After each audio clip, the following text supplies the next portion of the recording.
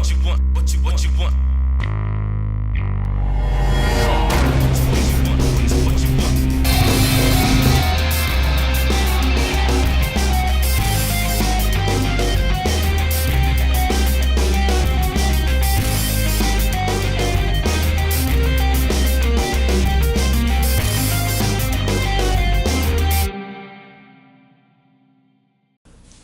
Hi, this is Tori Levon, and I'm doing a review on the Not So Silent Night concert that happened December 8th, 2018, which so happened to be my birthday. So it was actually put on by 105.3, the Bay Area alternative rock station in the San Francisco area, and it was in San Jose at the SAP Center. So overall, it was an awesome birthday, and I really enjoyed the lineup. I would definitely recommend these bands. If you guys ever want to go see them, definitely do so. And the reason why I want to do these reviews is because at the moment, these bands kind of came out with new music, so right now they're touring, and I want to make sure that you guys know if they're worth seeing or not, because tickets are not cheap. We all know when we go to music festivals, it puts a dent in our wallet. So first up, we had Elle King, and I can just say she has some pipes on her. She is definitely worth seeing. She will actually be in Bottle Rock in Napa. So definitely get your tickets if they're not sold out already. Hopefully I can snag some for when she does perform, but that will be at the end of May in Napa Valley, California. And then we had the Struts. So the Struts, I've actually seen them twice already. The first time is when they came to Fresno, California, when they were opening up for the Foo Fighters for their Concrete and Gold tour. So I can just say they're so eccentric on stage.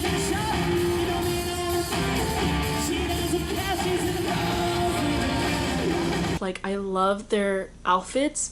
They kind of give me this 80s vibe. So they bring like a lot of energy, and their vibe overall is like awesome. And then there was a couple bands that I wasn't too familiar with, Churches and Young the Giant. So I only knew 2 songs by Churches, and they weren't really in my genre of music that I really like.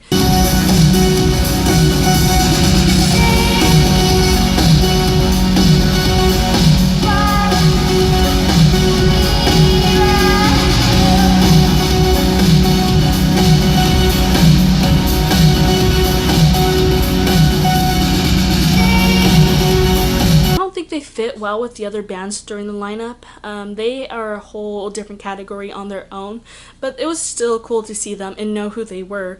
For Young the Giant, I probably knew 1 song by them. They remind me of a more hipster Mumford & Sons, but I still enjoyed watching them. I do like some of their music, I just have to listen to it more and like familiarize myself with it. And then Mike Shinoda had an appearance, and if you don't know who Mike Shinoda is, he's actually from Linkin Park and from Fort Minor, and he kind of brought back a lot of nostalgia for me, because I mean, those were my middle school days where I would be listening to Linkin Park.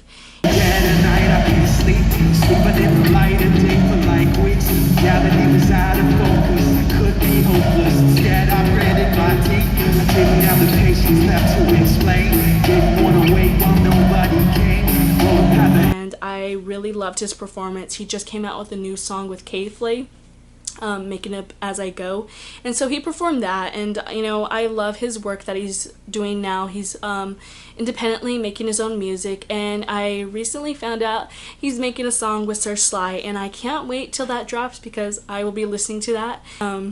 But he all got us in our feels because he made a dedication to Chester Bennington, who passed away a couple years ago, and it was all his fans started singing In the End, and oh my gosh, if I find that, it was a beautiful moment for all the fans, and it definitely got us all in our feels. So something that's a little throwback for us was, it was an amazing time just seeing him, and I'm glad he's doing his music all on his own. And then we had Death Cab for Cuties come out, and I don't know like what was going on with them. I felt like their performance was weak. I just didn't really get the full experience of Death Cab for Cuties, and I was a little sad and disappointed by that. And they are touring right now, and honestly, I like a lot of their songs. And maybe they were just having a bad day, and they were on the road for a long time, and their performance wasn't as great as they liked it to be, but I wouldn't discourage people not to see them because they are a band to see. And definitely go see them if you really do enjoy Death Cab for Cutie.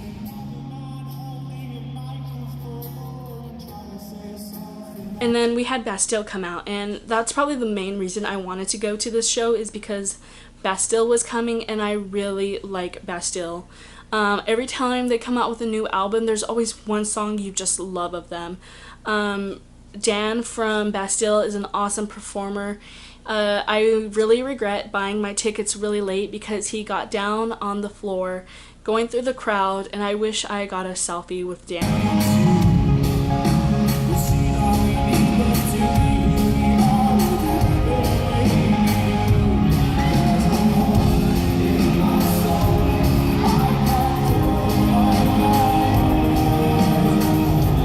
But that was cool. He performed his newest song, Happier, which featured Marshmello.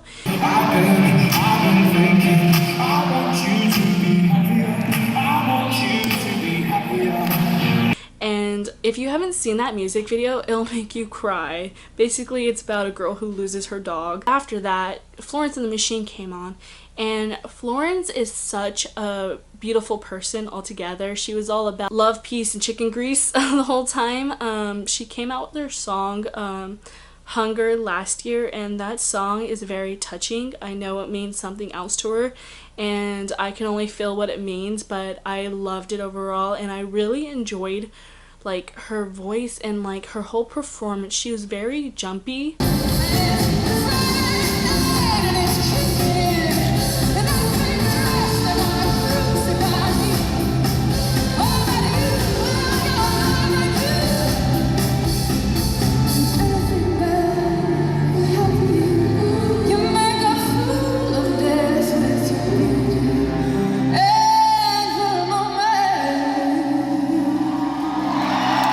So if you guys ever get the chance to see some of these performers, definitely go see them. I know some of them are touring right now. If you're into alternative rock, there's a lot of festivals to come. We have Aftershock and Bottle Rock coming this year, and I will probably be at Aftershock for sure. I'm still debating on the Bottle Rock, but it looks like a good lineup, and a lot of the bands that are going I definitely want to go see, so don't miss out on these. And I hope some of this makes you guys realize like, hey, I want to go see that person. But that was one of my reviews. But overall, I think 105.3 did a really good job at hosting and doing the lineup.